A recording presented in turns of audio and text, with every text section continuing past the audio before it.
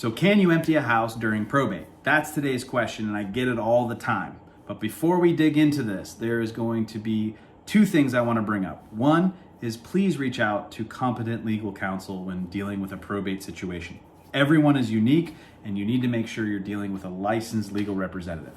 Number two, make sure to understand that this information is for informational purposes only and is directly related to real estate in Oregon as a licensed real estate broker. Before we move on, please like, subscribe, hit the notification bell. Please write any questions below, and I can help you wherever you are in the country with referring you to somebody in the probate space. But if it's not real estate in Oregon, I can't help you. Now, can you empty a house during probate? That's the question. Well, first, you need to seek legal counsel because it's going to depend on what that will says, what that trust says, or what the attorney is advising you do with the personal possessions, right?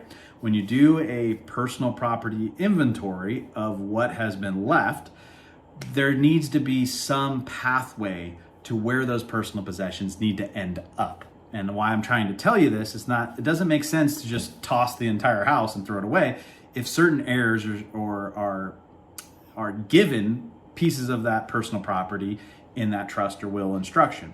So you need to consult with your attorney ultimately on where those personal possessions go. But we're going to specifically talk about, should you go through that process prior to listing, or should you wait till we have a contract and we're going to be pending and eventually sell? And there's so many different circumstances that I'm going to really talk about furniture and staging as one component of this video. And I'm also going to be talking about estate sales and also that declutterment process that we talked about on another video that I shot. So all of that being said, this is what I need to talk to you. If you have a house in an entry-level price point, and in Oregon, that could be anywhere between $275 and $425, $450, and it's probably an FHA, VA, conventional loan buyer, but it's probably a first-time buyer or an entry-level home. Sometimes it does not make sense to stage those homes. You have higher demand. It doesn't matter if it's empty. It's not a turnkey remodeled home that was just flipped. It doesn't need to be staged, and personal possessions are actually going to do it at a disservice to having somebody come in with a blank slate. And so in that process, what I try to tell everybody is it makes sense to have an estate sale. It makes sense to do the declutterment strategy. It makes sense to have it completely emptied so that we can identify what needs to be done prior to listing. That listing preparation could include cleaning the carpets, include some paint touch-up. It could include being able to identify some repairs or drywall cracks or things that need to be fixed. It also allows the inspection company not having to rustle through a bunch of personal possessions or not being able to give a thorough inspection or go into the crawl space because there's too much stuff accumulated, right? So in my property preparation process for probate, I always say that emptying the house during probate, as long as your attorney allows, should look something like this. One, if you're going to use an estate sale company, have a few come out, have them look at what you have, and ask them what their timeline is to get this completed and auctioned off or whatever they do in terms of getting rid of the property's possessions. Anything that needs to be thrown away, donated, or sold, or given to somebody in the estate, get it out. Get it to a storage facility, get it over to your own house, create some action plan in order to get the personal possessions and valuables out of the property. Then talk with the estate sale company about when their 0 to completed timeline is really going to actually occur. And then once that estate sale has happened and there's no property left in that house, that's when my photographer and my marketing company is going to come out. That's also when contractors or handymen are going to come in and fix things. And that's also when carpet cleaning and all of that's going to happen. And the reason for that is in that entry level price point, that blank slate and being able to have that stuff out of the way is actually going to speed up the property preparation process. There's nothing worse than trying to take listing photography when you have a bunch of boxes and random stuff stacked up.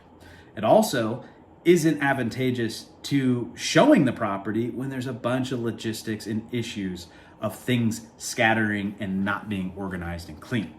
So what I try to say is in that entry-level price point, I like a blank slate. Everything's gone. Things have been donated, things have been thrown away, things have been given to the rightful heirs, things have been sold. the estate sale's done, everything's good, and we can come into a blank slate. Now, when you start to get into the 500,000 to $1.5 million price point, and they have more square footage homes that need the accents of staging or furniture, one of the things that we may keep intact of the home is the furniture if it's been designed or selected well. And what that means is that we empty all the rest of the personal possessions out except the furniture, the beds, the sofas, love seats, the dining set, all of that, right? And so we tell the estate sale company that we're going to remove those items once we go into contract. And sometimes that can cause an issue. So sometimes it makes sense to just stage the property and have a blank slate to begin with. But why I'm telling you this is that sometimes it makes sense to hold off on the estate sale of only the major furniture items when they're well designed within the house.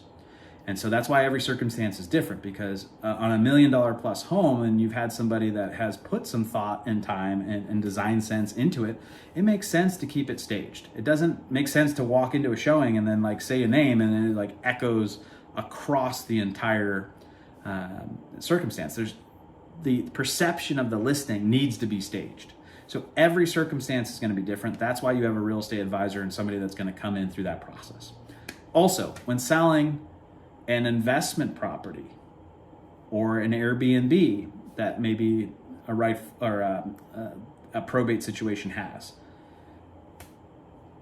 I would keep them completely furnished, right? If it means showing the Airbnb in its rightful position in the marketability of that property, it makes sense to keep it staged and intact with its personal possessions, right? Now, if we're dealing with distressed property that hasn't been well taken care of, most likely it's going to be fixed and flipped. Most likely it's going to involve a heavy repair budget. Empty it. It's going to help value the property higher. Because why? As an investor myself, if I'm coming into a probate property and somebody says, I don't want to list it, I want to sell it off market. And I say, okay, but what are you going to do with all this stuff? And they say, I don't want to deal with it, get rid of it. Somebody has to do it. And that price is going to be deducted from the offer that they're giving you. So sometimes emptying that house during probate makes sense because you don't want a lower price, right? Your ultimate job with the estate is to maximize the amount of money that estate gets from that sale of that property. Typically, it's the biggest asset. So if it's distressed and you're going to leave it full of garbage and personal possessions and things that need to be sorted through, there's a couple things that also can happen. You could forget valuables. I know this because I have other investors who talk about how they've found guns and baseball cards and cash because somebody was in that circumstance. They're like, oh, I'm the rightful heir. I'm the only heir. Get rid of the property. And then they left all these personal possessions that was tons of value. One time there was like a $5,000 shotgun. And so you just pretty much gave the buyer $5,000. So making sure that you're doing a personal property inventory, making sure that you understand where that asset class of that property is most likely going to be listed, making sure is staging going to actually affect its ability to get more offers, or sometimes, and this is the last point I want to make, is sometimes just leaving that personal possessions in there give the buyers the perception that that home has been lived in, and it also has been lived on by somebody that may have passed away, right? My ultimate goal as a probate real estate agent is to try to hold our cards as closest to our chest as possible. When we know it's vacant, we know somebody needs to sell. When we know that somebody was older living there, there's a potential possibility of somebody that's a buyer's agent that's intelligent to maybe check the death certificates or the county records to see if the person died, right? So what we're trying to do is essentially at least eliminate as many variables as possible to show that we need to sell, because our ability to keep those cards as close as possible is going to allow us to get more money. And I'm saying this because I've been a real estate broker, I've been a real estate investor. One of the first questions I'm going to be asking people is, why are they selling, right? Who is living here? Why is there tons of stuff here, right?